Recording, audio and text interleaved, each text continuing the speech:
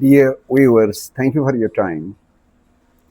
Do you want to know Narendra Modi? You love him or loathe him. Narendra Modi is not just India's Prime Minister, he is a phenomenon. At 75, he is the face of both hope and fear. Hailed as a visionary by millions, condemned as a divider by his critics. You know, he rose from a tea stall to become the most powerful leader in the world's largest democracy. A man with a god-like aura, yet haunted by controversies that refuse to die. And just when the world thought they had him figured out, Modi shocked everyone. He endorsed a Gaza peace plan, branding it a viable path to long-term peace. Suddenly the world is asking, is Modi becoming a global peacemaker, or is he just another calculated move in his relentless pursuit of power? This is the untold story of Modi's rise, his psychology, his power plays, and the future that could redefine not just India but the world. Let me tell you his story.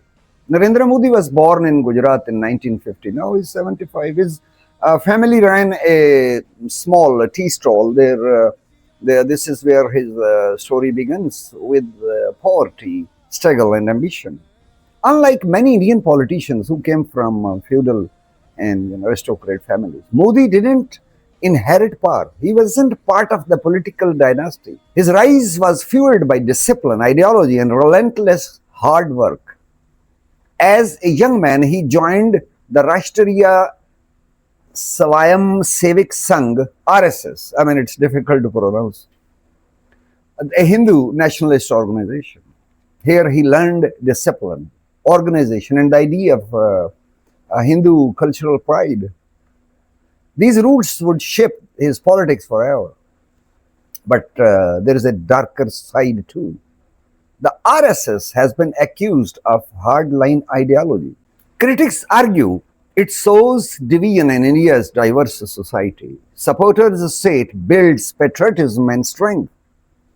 This early connection explains why Modi is both adored and feared, both at the same time. Modi's rise in politics wasn't smooth. For years, he worked behind the scenes, organizing campaigns for others. Then came 2001. Gujarat was struck by a devastating earthquake. Modi became chief minister. It was a turning point, but in 2002, Gujarat faced one of the darkest chapters in its history, the Gujarat riots. Hundreds of people, mostly Muslims, were killed. Modi's role remain deeply controversial. He denied the wrongdoing. India's courts later cleared him of direct involvement, but you know, for his critics, the stain remain never faded. For his supporters, he was a strong leader who maintained order. This duality, hero to some and villain to some, to others, defines Modi's even today. In 2014, he became Prime Minister of India. He promised development, he promised jobs, he promised a new India. I remember when he became Prime Minister for the first time, very catchy campaign on television. It was Ab Ki Baar Modi Sarkar. I mean, in English this time around it will be Modi government, and it came. And for many, he delivered massive infrastructure projects, digitalization, a strong international image. But there is another side. Critics accuse him of silencing dissent. There's a lot of human rights and media suppression allegations, of weakening democratic institutions, of promoting a majoritarian Hindu first agenda. So here's the paradox. Is Modi the man who modernized India or the man who divided it? Now let's step outside India.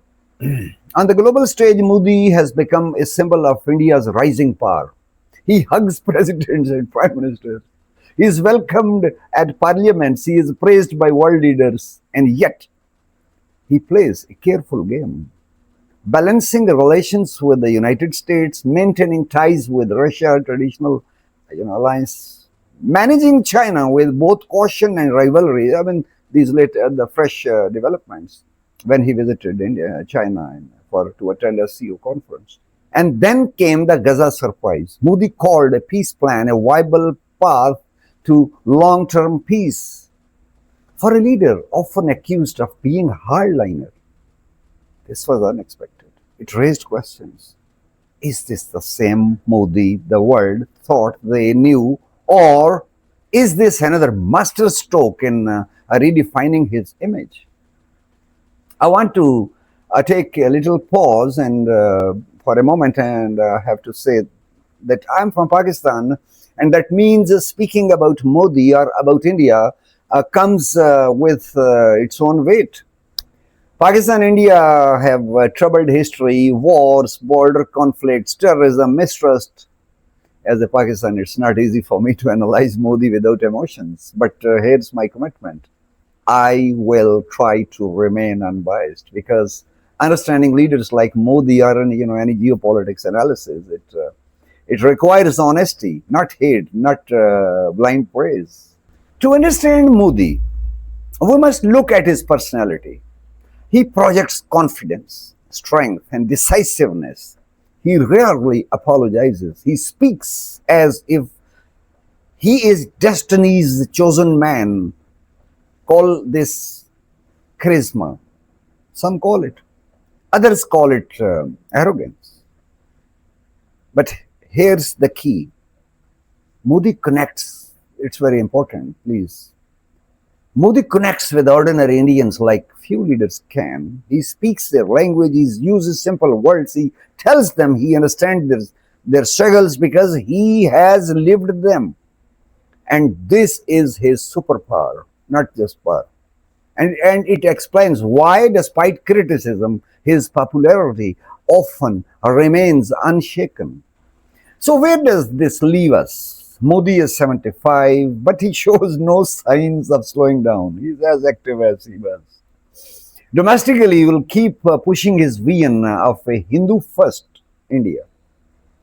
Globally, he will keep branding himself as a peacemaker, a strong man, and a voice for the global south. But the contradictions will remain: visionary or divider, modernizer or authoritarian, peacemaker or power player. Perhaps the truth is, Modi is all of these at once. And that's what makes him one of the most fascinating and controversial leaders of our time. But there is another layer we haven't touched deeply yet.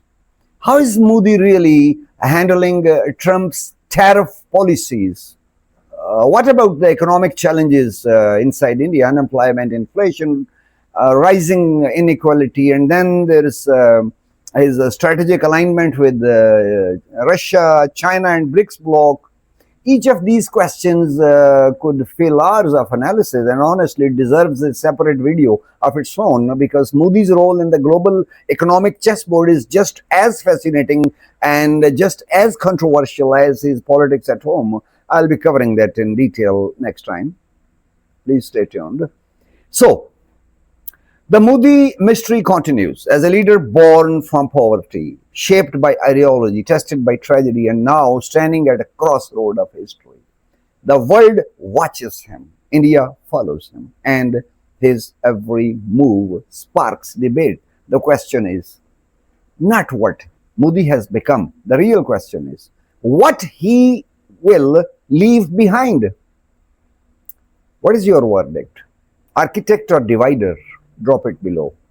Is Modi India's architect of progress or its deepest divider? His RSS roots and Hindu nationalist vision inspire unity for some, unrest for others. Will he lead India to 2029, or his change on the horizon? The question is yours to answer. Thank you for your time.